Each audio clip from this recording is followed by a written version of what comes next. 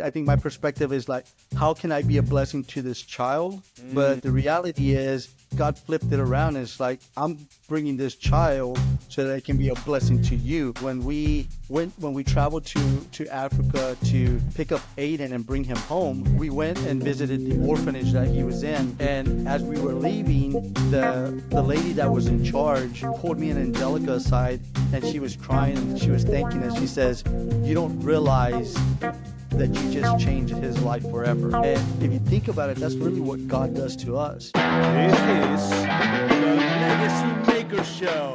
Hey, amazing man, welcome to one more episode of Legacy Maker. I cannot believe we already on episode number 10.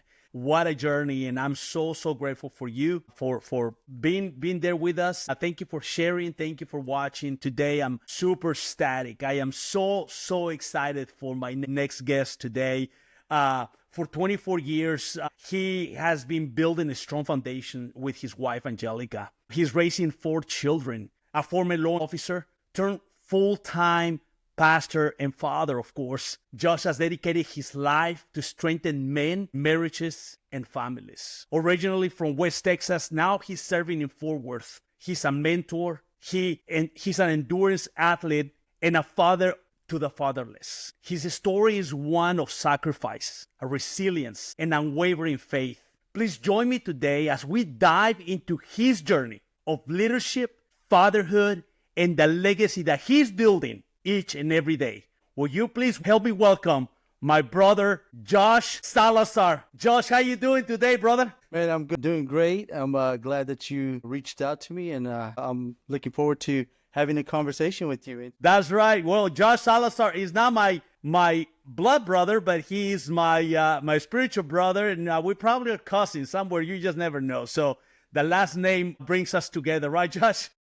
Absolutely. I think we're brothers from a different mother kind of thing, right? That's right. Well, thank you so much for agreeing to this moment, Josh. I know that you have an incredible journey. So if you don't mind, Josh, if we just dive right in, if you can just share a little bit of your background, what experiences shape you in the beginning, in the man that you are today. Well, yeah, let's jump in. So it's been a long journey from where I started to where I am now. Short story, I grew up in a Christian home my entire life. My parents are actually pastors. Well, my dad is. My mom recently passed away, but they're still pastors at a local church there in West Texas. So I grew up in a church my entire life, but as I got older, definitely rebelled a little bit, like most teenagers do. It was right after high school when I was 19 years old that I kind of hit a depression and contemplated suicide. Luckily God had other plans, because the night I was going to commit suicide, I met my wife, or Angelica, who then became my wife. Mm-hmm. That same night. So on that night, rather than me going out there to take my life, I went and joined her and the group of friends that she was with to eat Pizza Hut. And that began the whole journey of me getting to know her, and then me coming to know Jesus Christ as my personal Savior. We then got married, went to Bible school, became credential ministers through the Assembly of God, and then that's where our ministry began. And that's kind of, we've had our ups and downs, we've had roller coasters, we've had marital issues and everything, but with the grace of God, we've been able to get to where we are. Like you mentioned, where this year we're married 24 years. We're going to be celebrating 25 this year. Wow. So, man, definitely, we've seen God's hand in the midst of our marriage and in our life in general. That is amazing, brother. I cannot believe that God just took you from ending a life to start an amazing new life with Angelica. What a great, incredible testimony. But I understand that you were also a police officer in the law enforcement officer for a while, and also an incredible athlete. I know that, to continue to have that type of discipline even today. So, yeah, man, I was in law enforcement. I was always bivocational. I was serving as pastor, whether it was a youth pastor, whether it was a executive pastor, but I was always working full time. So, I worked at a prison. I worked, in law enforcement. So I was always bivocational. Which had its challenges of its own, because working in law enforcement, you have to have this demeanor of being firm, but at the same time, you bring your godly principles of stuff into the workplace. And so that made it challenging, but it definitely made it rewarding because I could represent a profession of law enforcement while still bringing the principles and things that I live by with my faith into it. And so Yep. I think that's what allowed me to be successful in that, is that I treated everyone with, even in the worst encounters, I would try to respect them with the integrity and the respect that, that they deserve, because in the end, they're still children of God, Yeah, just like I am. So yeah, for so that sure. definitely played a huge role in the success there. Wow, for sure, man. And what led you to make a decision to leave your career behind and decide, you know what, I am going to refocus what I felt that was my career and also your ministry, because obviously you're doing ministry in that arena, in that environment, as you are connecting and sharing the gospel. But now you like making a drastic decision. Can you tell us a little bit about that and what caused that to happen and how does that look like? So at the time we already had our oldest, Aiden. Aiden is my 13-year-old. He's adopted, and during this time that I was transitioning, my wife was pregnant with our first biological daughter, and so during that time, I had missed a lot of the life events like Christmas, birthdays, because I was working. I was caught up in work. Sometimes, things would be planned out and I would get caught up in an incident that extended into overtime where I was caught an extra 5, 6 hours at work. And so I would miss a lot of stuff. And I felt like, my family was suffering from it because when I should have been present, I was asleep trying to recover so that I can be ready the next night because I work nights. And so my wife is a PA, so her income was about twice or three times what I was making as a law enforcement officer. And we got into the conversation of wanting to be present. We didn't want our kids to be raised by daycare or after school activities. So we made the decision for one of us to stay home. As a law enforcement officer, had I been the one to stay at work, I would have had to work off-duty jobs just to be able to make ends meet. But because she gets paid more, I could be a stay-home dad and function with that role, and she could remain in her current position, and we would be fine. So yeah, so that's kind of Wow. where that decision came. We decided that we wanted one of us to be at home raising our kids, and yeah, so that's what happened. And at first it was, and I'll be honest with you, I thought it was going to be very easy. I thought like, oh, you know what? It's going to be easy. I can be a stay-home dad. It's going to be fine. And it took maybe about a month, and then it hit me. It hit hard. Like I felt like, okay, who are you? Like you're not providing any income to the household. And so, yeah, it kind of began to hit me kind of like, okay, who are you? Like, are you really a good father, a good husband if you're not providing income? And so that kind of took a hit on my identity during that season of transition. Man, that is incredible, man. And I just want to say this as it takes humility to come together and say what is the best, not for me, not for my own goals and gain, but what is the best for this gift that God given me in my family? Am I gonna have to sacrifice? And the fact that you actually did and said, I'm gonna sacrifice my dreams and goals for the betterment of a family, that is huge, man. But you were mentioning that your first son was adopted. So can you tell us a little bit what led you choose adoption and how did you know it was part of the legacy that you were creating at that time? So when I first met Angelica, she always wanted to adopt. I was hesitant, and I'll tell you why. In Hollywood and in movies, you always see, the stepchild that isn't really accepted, in movies. And for me, that was a big fear that, hey, you know what? Am I going to be able to love an adopted son as much as I would a biological son or daughter? So that I was kind of hesitant on that, but I knew that Angelica really had a heart for that. But slowly God began to change my heart, and I began to realize like, hey, you know what? I'm adopted, God has adopted me as a son, and he's able to provide that love. And so that began to shift my mentality. And so when we decided to adopt, I realized like, there's enough love for everyone, right? And so we adopted from Congo, Africa. So we flew all the way to Congo, Africa, and we adopted our son Wow. when he was 13 months. Um, and funny thing is that probably 10 years before we adopted, Angelica and I were at a church service, and this individual came up to us, and he said, I see you as a father of many countries, and never even thought what that would mean, never even gave much thought to it. But uh, in our family right now, with our two adopted sons and our two biological daughters, there's a representation of Africa, of Mexico, Guatemala, and American. So like four different countries Wow. that are represented within our household. And so yeah, so after we adopted Judah, our second adopted son, Angelica kind of remembered that, and she's like, "Hey, do you recall that conversation that person told you that you were going to be a father of different nations?" And I never really thought about it, but yeah. So here we are, and our house represents four That different is, countries. man, that is so powerful, man. What a selfless life. I'm amazing because that's the perfect representation of God the Father that has adopted us and has made us his sons and daughters, and without even deserving it. And here you are bringing that picture of heaven down to earth. That is beautiful, man. But how has adoption your understanding of fatherhood and faith? Yeah. So it really changes your perspective. I think when we first started the adoption process, it was all about what can I do for this child? But really it turned around like the joy and memories and the laughter that Mm. he brings to us is a different perspective. And really that's the way I think it is. Sometimes we go into it like, uh, what can I do? And, Hmm. yeah. So it really changes your perspective. I think when we first started the adoption process, it was all about what can I do for this child?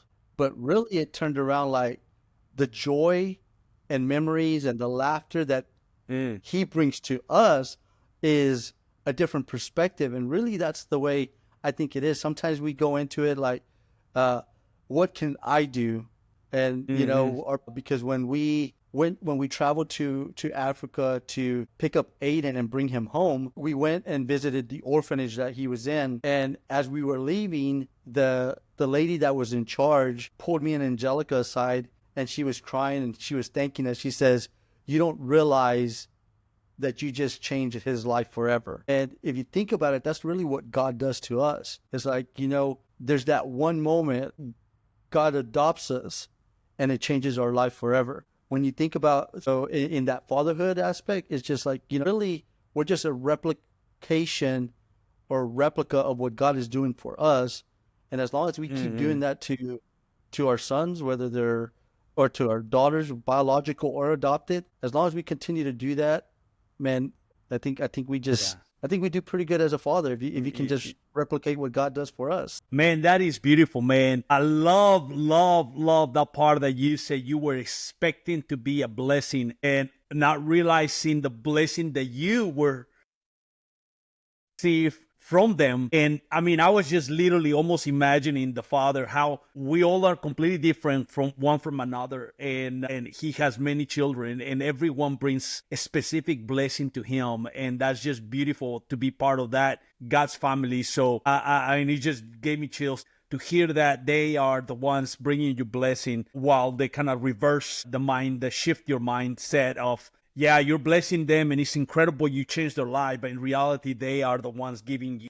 That is super powerful. What challenges and rewards have come in building that family through adoption? What do you want to share with some people that may be thinking that may be something that we want to do, but what do you want to share as far as, these are some of the challenges, but these are some of the wins. These are some of the incredible blessings that comes from this. Well, for starters, when we were starting the process of adoption, we had to do some training, and in those trainings, they kind of gave you the worst of the worst stories. Like, hey, you know what? If you're adopting, you can expect this and this and this. So the picture that they painted, I guess, was very negative to try to one either get people to think, hey, is this really what I want to do? To try to over prepare you for the worst situations.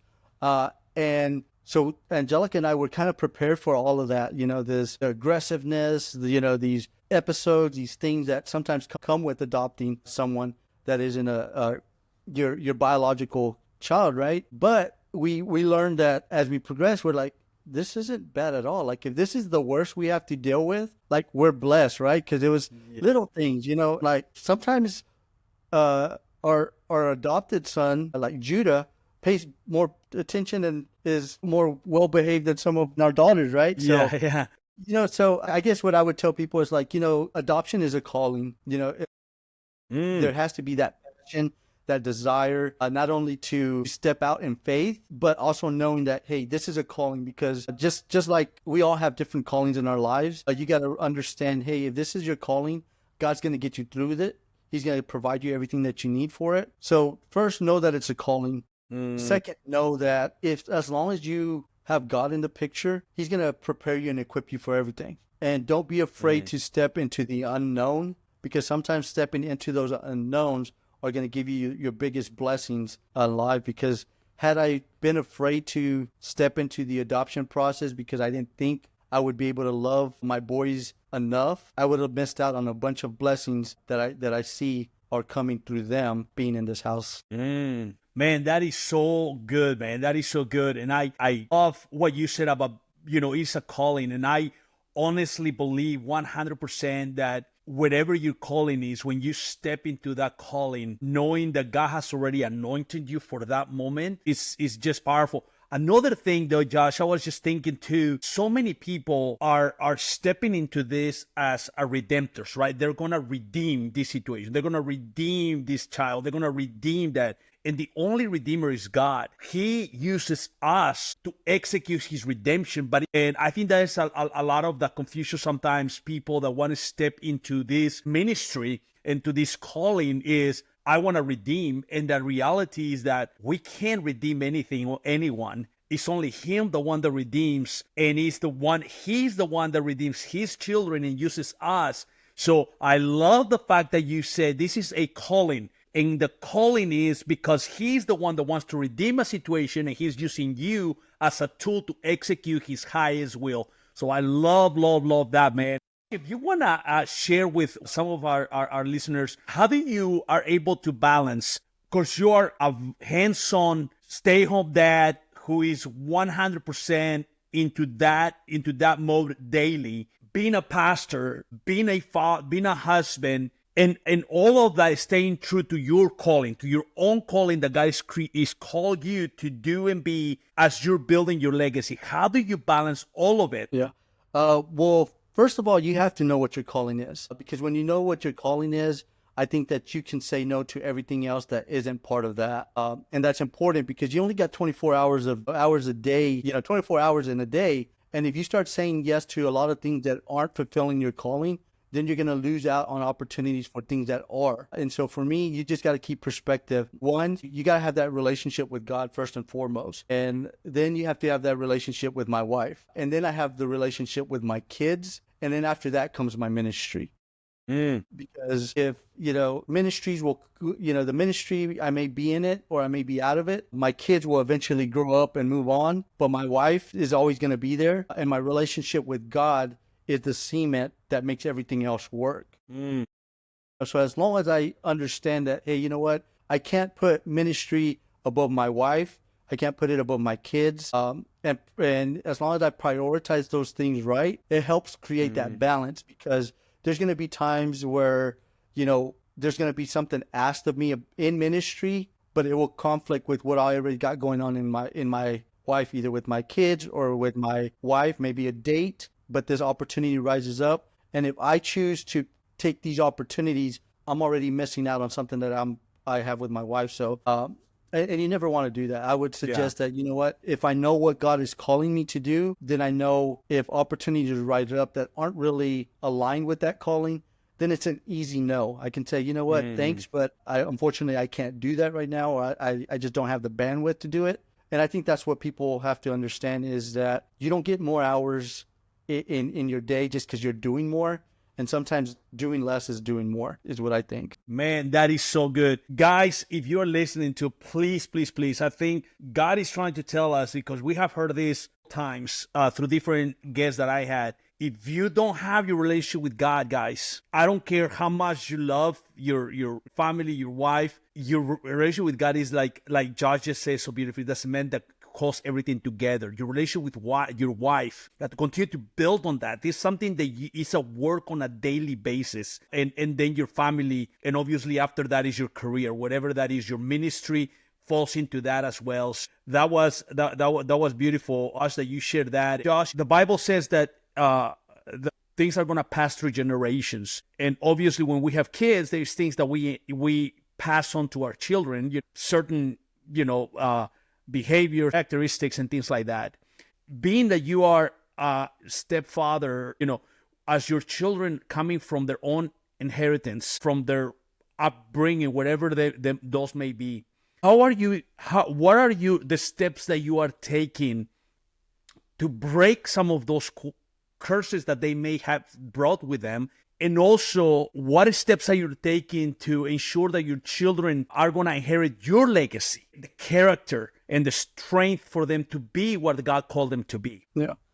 Well, that's an interesting question. But one thing that we learned in the adoptive training is that for every month or year that something traumatic was going on in this child's life, it's going to take you about 3 times that length to undo that. And so for us, that means you have no time to waste. You really don't have time to waste. From the time your child, I mean, you have your children your entire life, but really the foundations of that are built while they're living there with you. And so you understand that, hey, you know what? The kids are under my roof or under my household until, they become adults and move on out on their own. And so I only have a limited window to be able to instill, the godly principles, that I know, the life lessons that I've learned, so that hopefully when they become their adults, they learn that. But I think that they learn not only by what you say, but by what you do. And I always tell my kids, the boys at least, I said, I hope that you grow up to be a far better father and husband than I could ever be.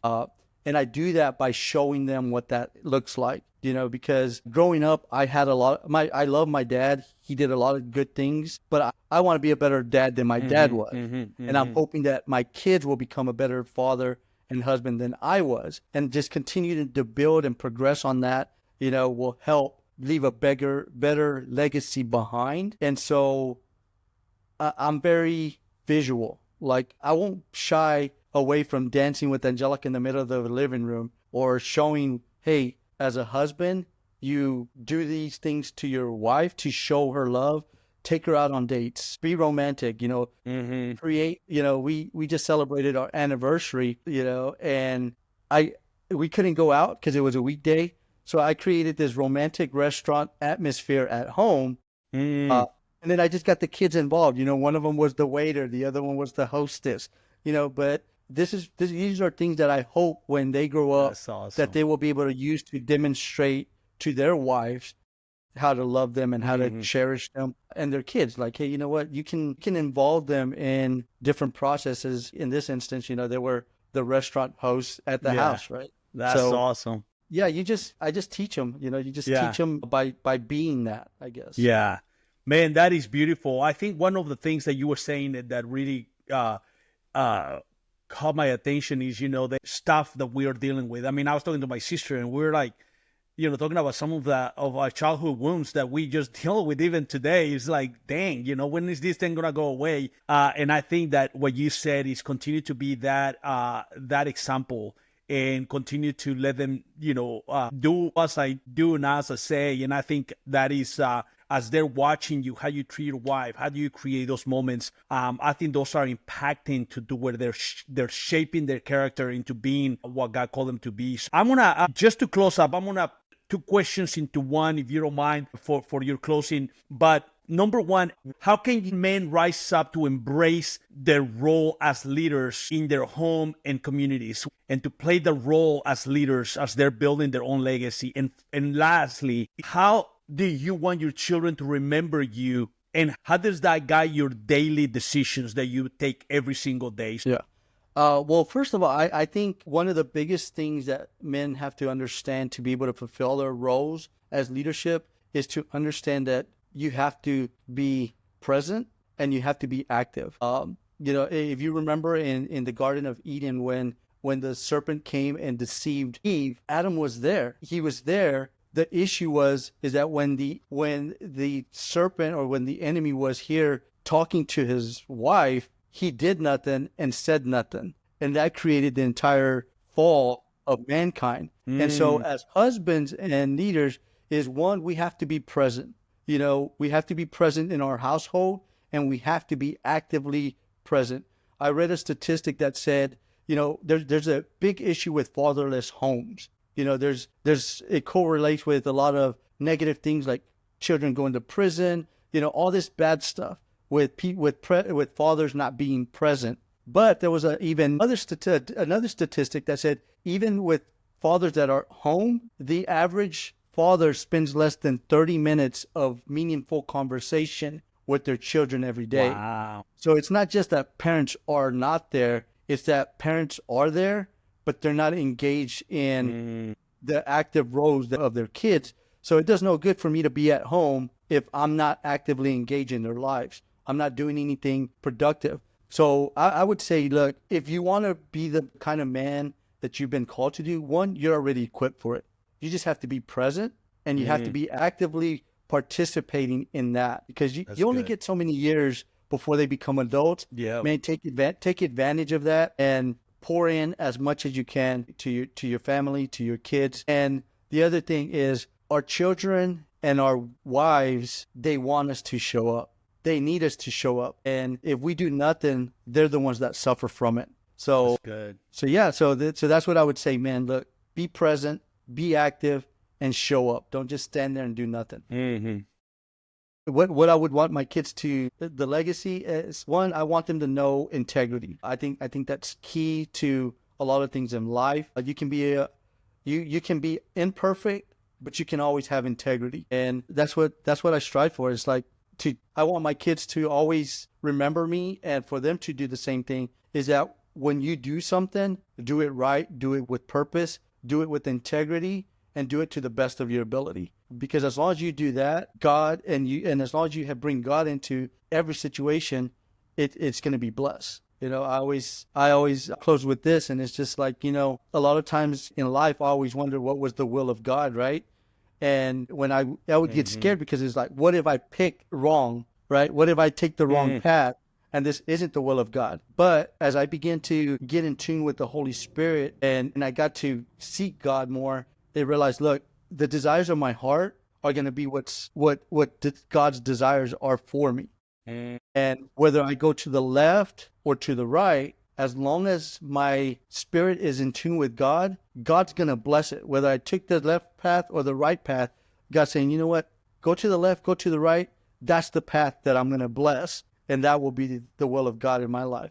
And so just, you know, stay in tune with God, bring him into every decision you make. And whatever decision you make, God's going to bless it. That is beautiful, man. Thank you so much for sharing. Thank you for giving us a new perspective, truly of God's heart. And you are actually a living testimony of how he bleeds for his children and what he desires out of his children. And so thank you so much for your heart, Josh. It was very inspiring. And for all of you who are listening in today, I want to remind you that legacy isn't about a wealth. It's not about status. It's about faith. It's about love. It's about being an impact to those around us. And wherever God has you, sometimes there's humility to give up what you want to fulfill what God called you to do and be. So today I'm going to ask you, what is God asking of you? What sacrifices that may seem too big for you to give? It may be the time that you step in faith like you have never before. Thank you so much for watching today. Thank you for being with us. And as always, please share with somebody. Thank you so much again for watching, and we'll talk to you soon. God bless you.